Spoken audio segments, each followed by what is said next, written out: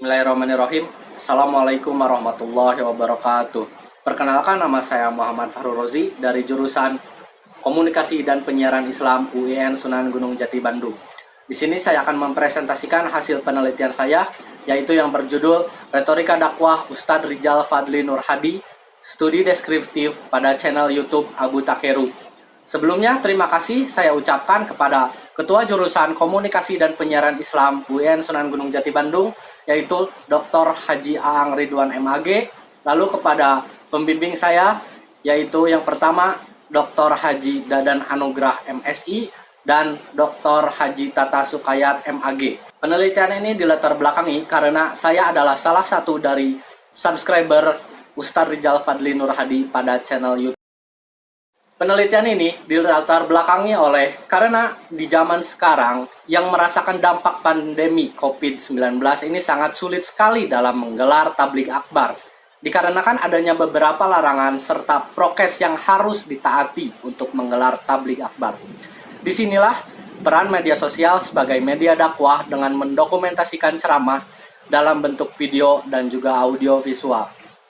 Media sosial adalah suatu media online yang digunakan sebagai sarana interaksi sosial online di internet. Lain halnya dengan kegiatan dakwah, pada zaman sekarang sudah maraknya penggunaan media sosial yang digunakan oleh masyarakat Indonesia. Itulah yang menjadi dasar terciptanya sebuah ide, yaitu dakwah Islam melalui media sosial. Retorika juga menjadi suatu bagian dalam seni berdakwah yang dapat kita lihat dan kita rasakan di zaman sekarang. Dan banyaknya sekali gaya penyampaian seorang da'i yang dikemas dengan sangat baik sehingga mampu diterima oleh mad'u itu sendiri. Maka dari itu, Ustadz Abu Takeru atau Rijal Fadli Nur Hadi adalah salah satu dari banyaknya channel YouTube Ustadz yang mengupload video-video tentang dakwah serta kajian Islam. Nama channel Abu Takeru sendiri diambil dari dua bahasa, yaitu Abu dari bahasa Arab dan Takeru dari bahasa Jepang. Penelitian ini difokuskan pada bagaimana penyampaian etos, patos, dan logos pada dakwah Ustadz Rijal Fadli Nur Hadi di channel YouTube Abu Takeru. Lalu, tujuan penelitian ini yaitu untuk mengetahui etos, patos, dan logos pada dakwah Ustadz Rijal Fadli Nur Hadi di channel YouTube Abu Takeru. Landasan konseptual pada penelitian ini ada 3, yaitu dakwah, retorika, dan media sosial. Lalu landasan teoritisnya, saya menggunakan teori retorika Aristoteles, yaitu etos, patos, dan logos. Sebagai patokan pada penelitian saya kali ini, saya mengambil beberapa sampel peneliti terdahulu, yaitu yang pertama penelitian dari Regi Raisa Rahman pada tahun 2018 yang berjudul Retorika Dakwah Ustadz Epi Effendi di video YouTube. Lalu yang kedua ada Ilna Sri Rahmawati pada tahun 2017, yaitu yang berjudul Gaya Retorika Dakwah Ustadz Felix Xiao melalui media YouTube. Lalu penelitian yang ketiga yaitu dari Mary Astuti pada tahun 2019, yaitu yang berjudul Retorika Dakwah Ustadz Haikal Hasan di media sosial Instagram @haikalhasan_quote. Lalu langkah-langkah penelitian, yaitu saya tidak ada lokasi penelitian karena melakukan penelitian kualitatif. Lalu pada objek penelitian saya yaitu pada channel YouTube Abu Takeru. Dan paradigma yang saya gunakan adalah paradigma interpretatif. Dan metode penelitian yaitu metode deskriptif. Teknik pengumpulan data saya melalui studi dokumentasi. Lalu teknik analisis data yaitu mengamati video, mengklasifikasikan video, mendisplay, dan menyeleksi video. Konsep yang pertama yaitu adalah retorika. Retorika berasal dari bahasa Inggris yaitu retorik yang artinya ilmu berbicara. Pada perkembangannya, retorika juga disebut sebagai seni dalam berbicara di depan khalayak umum atau menciptakan suatu kesan yang diinginkan. Retorika juga disebut sebagai sebuah seni berbicara yang persuasif dan efektif yang harus dimiliki oleh seorang dai.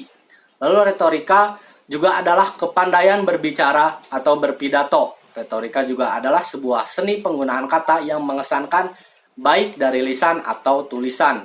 Konsep yang kedua adalah dakwah. Dakwah sendiri merupakan suatu upaya ajakan menyeru serta memanggil manusia ke jalan Allah Subhanahu wa Ta'ala.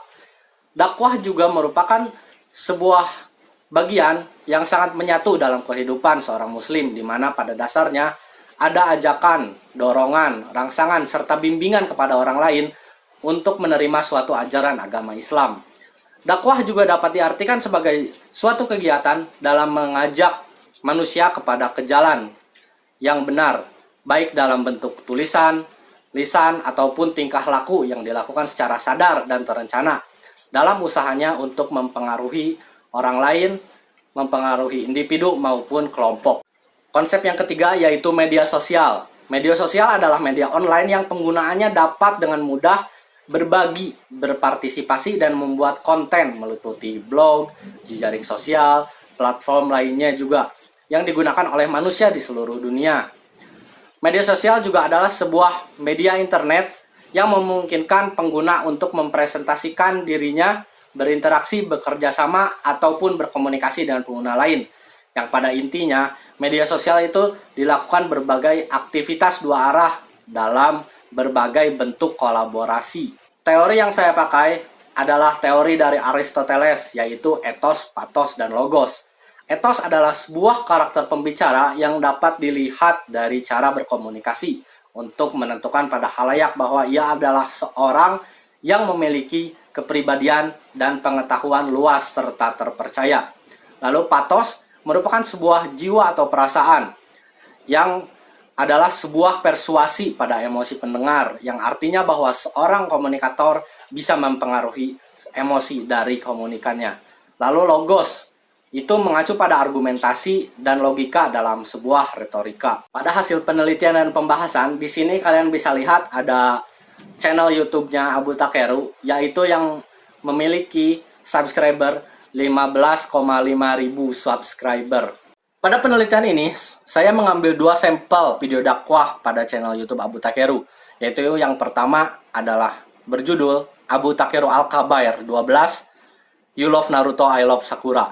Lalu yang kedua, yaitu yang berjudul Abu Takeru Al-Kabair 57, Naruto Aja Ngatung.